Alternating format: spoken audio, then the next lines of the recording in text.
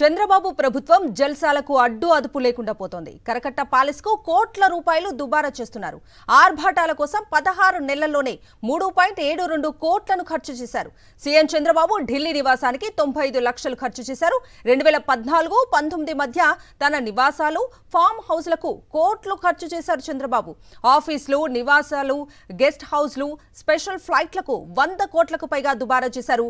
మళ్ళీ ఇప్పుడు అదే పంథాను కొనసాగిస్తున్నారు చంద్రబాబు. పవన్, లోకేష్ ఆఫీసులకు భారీ హంగుల కోసం కోట్ల రూపాయల ప్రజాధనం ఖర్చు చేస్తోంది.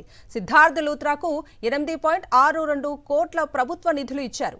ఇదే అంశానికి సంబంధించి పూర్తి డీటెయిల్స్ అందించడానికి మా ప్రతినిధి సతీష్ లైవ్ లో జాయిన్ అవుతున్నారు. సతీష్,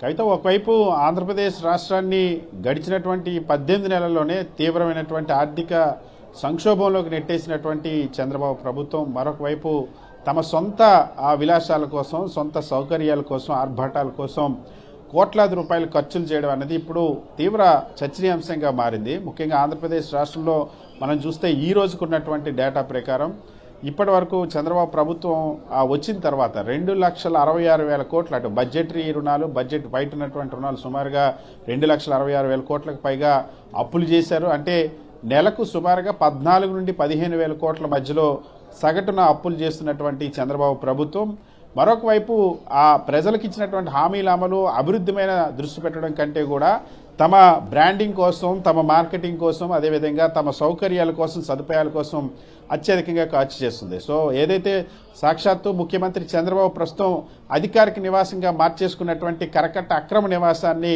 రాష్ట్ర ప్రభుత్వ అధికార నివాసంగా మార్చి గడిచినటువంటి 16 నెలల్లోనే ఆ నిర్మాణానికి సంబంధించి, ఆ నివాసానికి, ఆ ప్యాలెస్కి సంబంధించి 3.72 కోట్ల అక్షరాల ప్రభుత్వ డబ్బును, ప్రజల డబ్బును దానికి ధారపోసినటువంటి పరిస్థితి.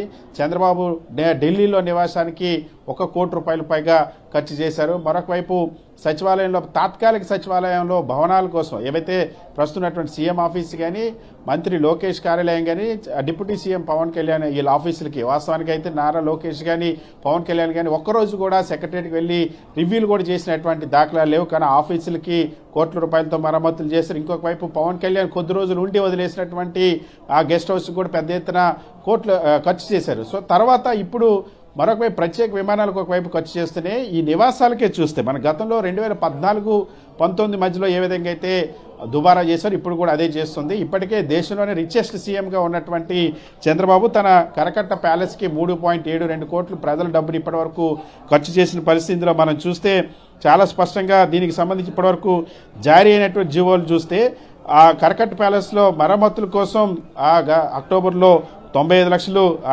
ఖర్చు చేశారు. ఆ తర్వాత కరకట్ట ప్యాలెస్లో అత్యవసర మరమ్మతులని మరొక 50 లక్షల రూపాయలు, మరుగుదొడ్లు, పారిశుధ్యం, నీటి సరఫరా మరమ్మతుల కోసం 20 లక్షలు ఖర్చు చేశారు. అదేవిధంగా 1,07,00,000 రూపాయలు మరొక దఫాలో ఖర్చు చేశారు. పాత విద్యుత్ లైన్ స్థానంలో కొత్త విద్యుత్ లైన్ వేయడానికి 47 లక్షలు, కొత్త జనరేటర్ ఏర్పాటు కోసం 60 లక్షల రూపాయలను ప్రభుత్వం నుండి, ప్రజల డబ్బుల నుండి చంద్రబాబు తన కరకట్ట ప్యాలెస్కి ఖర్చు చేసిన పరిస్థితి. అదేవిధంగా 36 లక్షలు ఒకసారి, దాంతో పాటుగా ఇదే ఖర్చు చూస్తాం. 2014-19 అయితే చంద్రబాబు సొంత ఫామ్ హౌస్లు, మదీనా కూడా ఫామ్ హౌస్ లాంటివి కూడా 1,60,00,000 పైగా ఖర్చు పెట్టారు. సో ఆ సమయంలో ఎల్ బ్లాక్ సచివాలయానికి సంబంధించి కానీ, విజయవాడలో గెస్ట్ హౌస్ కానీ, వీటన్నిటికీ కలిపి సుమారుగా ప్రత్యేక విమానాలతో కలిపి 100 కోట్లకు పైగా పెట్టారు. ఇప్పుడు కూడా దాన్ని తలదన్నేలాగా దుబారా చేస్తుండో రాష్ట్రం ఆర్థిక సంక్షోభంలో ఉంటే ఈ దుబారా చేయడం పట్ల సర్వత్రా విమర్శలు వెల్లువెత్తున్నాయి. Okay Satish, thank you for the updates.